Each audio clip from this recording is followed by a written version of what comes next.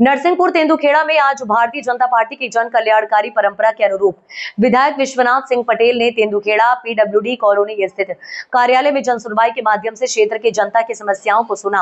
विधायक जी ने कहा कि बीजेपी का संकल्प है जनता की सेवा ही सबसे बड़ा धर्म है। हमारी पार्टी और माननीय प्रधानमंत्री नरेंद्र मोदी जी, मुख्यमंत्री मोहन यादव जी तथा संगठन के मार्गदर्शन में जन जन की समस्याओं का समाधान हमारी प्राथमिकता है। आज की जनसुनवाई में आज प्रत्येक नागरिक की बात को गंभीरता से सुना गया और संबंधित विभागों को आवश्यक कार्यवाही हेतु निर्देशित किया गया। वहीं पर दर दर भटक रही गौवंश के विषय में भी दबंग इंडिया न्यूज के पत्रकार द्वारा बात रखी गई, जिसको विधायक जी संज्ञान में लेते हुए सभी के सहभागिता के साथ गौवंश की सुरक्षा की बात कही। वहीं पर कांग्रेस के आला कमान द्वारा मोदी जी के मां के विषय में अपमानजनक शब्दों के विषय में विरोध जताया एवं कहा कि भगवान कांग्रेस को सद्बुद्धि दे। विधायक जी ने और क्या कहा, सुने उन्हीं की मुंह जुबानी। दबंग इंडिया न्यूज से राजू सिंह राजपूत की खास खबर। विधायक जी, माननीय मुख्यमंत्री जी ने मंच से कई बार बोला है कि गौ माता जो है ना, किसी तरह से जिस तरह से आवारा घूम रही है, उनको सभी पंचायतें, नगर परिषद और जिला पंचायत सभी तरह से जो भी प्रबंधन है उनकी व्यवस्था करके उनको व्यवस्थित किया जाए, ऐसा मंच से मुख्यमंत्री जी ने बोला। लेकिन आज जो हम देख रहे हैं कि गाय की जो हालत है, सड़क पे कट रही हैं और ये स्थितियाँ बनी हुई। हमारे यहाँ देखें तो लगभग 8-10 गौशालाएँ आजू बाजू हैं, चाहे हम उमर पानी की बात करें, नैनमारा की बात करें, पीपरवानी की बात करें, सब खाली पड़ी हुई हैं। क्या कहेंगे आप? देखिए,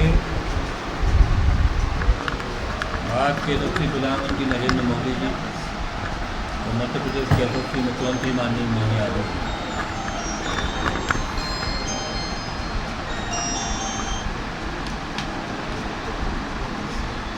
गौ माता हमारी माता है। अभी हमारे सांसद जी ने लोकसभा में मामला भी उठाया कि गौ माता को राष्ट्रमाता घोषित किया जाए। तो हम लोग गौ माता को पूजने वाले लोग हैं, तो उसी हिसाब से गौशालाएँ बनी हैं। कहीं ना कहीं समाज के लोगों की भी गलती है कि गैयों को छोड़ देते हैं। जिस गाय का हम दूध पीते हैं, उस गाय माता को चुटाने के बाद हम लोग को छोड़ देते हैं। उसके बाद भी हमारी सरकार पूरा प्रयास कर रही है। जहाँ भी आपको इस तरह की गौ माताएँ दिखती हैं तो हमारी जो लोकल की एजेंसियाँ हैं, नगर पंचायत, उनसे आप कहें वो उनको गौशाला में भेजने की व्यवस्था करें। गौशालाएँ में जो रजिस्टर रखे हैं उनमें 150 से 200 गाय दर्ज हैं और मध्य प्रदेश की सरकार बराबर उनको पैसा भी मुहैया करा रही है, लेकिन इसके बावजूद भी वहाँ गौवंश नहीं देखा जाता है। तो उस पर प्रशासन कार्रवाई क्यों नहीं? उस पर उसकी जाँच हो रही है और जो भी गौशालाएँ नहीं पाई जा रही हैं उन पर कार्रवाई होगी। और गौशाला में जो जगह लगी है उस पर जो अतिक्रमण है उसको भी हम लोग बहुत जल्दी अलग कराएंगे। उसमें वहाँ गौ माता के चढ़ने का और घूमने का। तेंदुखेड़ा में एक समिति है, वसुधा सेवा समिति, जो लगातार लगभग 10 वर्षों से काम कर रही है। कोई भी गाय दुर्घटनाग्रस्त होती है तो उसकी सेवा के लिए लोग पहुँच जाते हैं। उनकी डिमांड है कि विधायक जी अगर कहीं कोई ऐसी जगह दे दें या व्यवस्था दे दें जगह की, जहाँ पे हम गौवंश को व्यवस्थित कर सकें, उनका इलाज उपचार कर सकें। इस पर क्या करेंगे? देखिए, गौशालाएँ हमारी हैं। गौशालाओं में जाकर वो अपनी गाँव को ले जाएँ, वहीं रखें, उनकी इलाज करें। अलग से व्यवस्था हम बात करेंगे माननीय मुख्यमंत्री जी से, तो क्या प्रावधान है, ये प्रावधान होगा तो उसकी भी हम व्यवस्था करेंगे। जी लोग आप शब्द बोला है। देखिए, सबसे पहले भारत की सनातन संस्कृति में हमारी माँ, हमारी बहन, हमारी फूआ, हमारी बेटी, विभिन्न प्रकार के रिश्तों से हम मातृशक्ति का सम्मान करते हैं। तो बड़े दुख की बात है कि कांग्रेस के युवराज राहुल गांधी, भारतीय राजनीति की परंपरा में एक मर्यादा होती है, पक्ष और विपक्ष, मर्यादित भाषा का प्रयोग करना चाहिए। हम भी यदि कांग्रेस के लोगों के बारे में बोलते हैं तो मर्यादित बोलते हैं। स्वर्गीय प्रधानमंत्री जी की माँ का स्वर्गवास हो गया। एक स्वर्गीय माता के लिए कांग्रेस की मंच से अपशब्द गालियाँ, अपशब्द व्यवहार, प्रधानमंत्री को तू मैं कहकर बोलना, ये प्रजातंत्र की मर्यादा के खिलाफ है।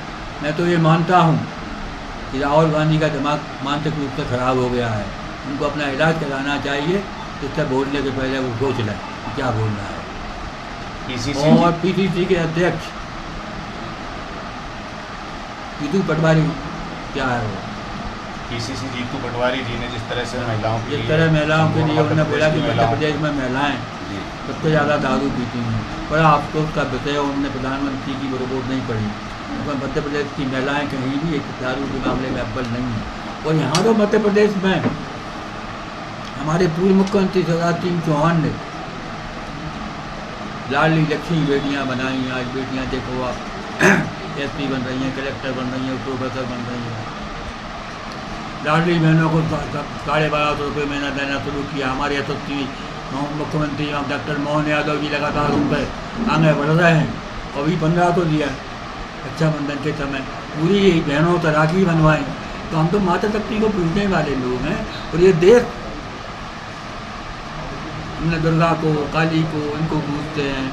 हमारे यहाँ वीरांगना है, झांसी की रानी यवंती बाई, दुर्गावती हैं, थी कई हमारी माता शक्तियाँ हैं जो वीरांगना हैं, जिनने देश की लड़ाई लड़ी। उस माताओं को हमेशा सम्मान करते हैं, उनकी पूजा करते हैं। फिर कांग्रेस के लोग हमेशा उनके खिलाफ बोलते हैं। निंदनीय विषय है, तो पूरी समाज को उसकी निंदा करनी चाहिए।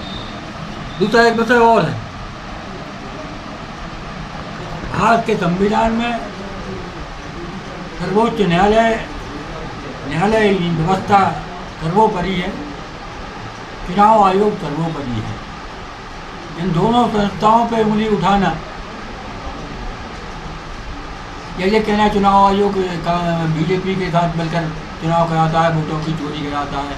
यदि वोटों की चोरी के प्रमाण है तो उनको प्रमाण पेश करना चाहिए, सुप्रीम कोर्ट में मामला दर्ज करना चाहिए। सुप्रीम कोर्ट उस पर कार्रवाई करेगा और न्यायालय जो भी आदेश देगा उसका हम पालन करेंगे, चुनाव आयोग पालन करेगा।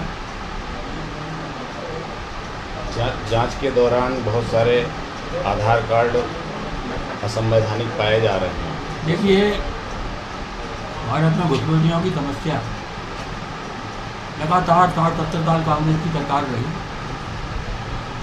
उसने कभी इस पर संज्ञान नहीं लिया। आज हमारे कई प्रांत ऐसे हैं जहाँ बाहरी घुसपैठिए घुसे हुए हैं। अब सरकार ने चूँकि जनगणना शुरू की है, उसकी बारीकी से जांच हो रही है चुनाव आयोग के द्वारा, और उसमें जो अवैध पाए जा रहे हैं उनको वोटर लिस्ट से अलग किया जा रहा है। इसमें भी कांग्रेस के पेट में दर्द हो रहा है। कहीं ना कहीं इसके लिए कांग्रेस जवाबदार है। उत्तर प्रदेश के बसपा और सपा के वरिष्ठ नेताओं ने जिस तरह अब शब्दों का प्रयोग किया है, उस पर क्या कहेंगे? देखिए, उत्तर प्रदेश में मुलायम सिंह की सरकार थी, अराजकता गुंडागर्दी वहाँ की जब से हमारे सम्माननीय योगी जी मुख्यमंत्री बने हैं। उत्तर प्रदेश में पहले महिलाएं रात को 6 बजे के बाद वोट पर नहीं आ सकती थी।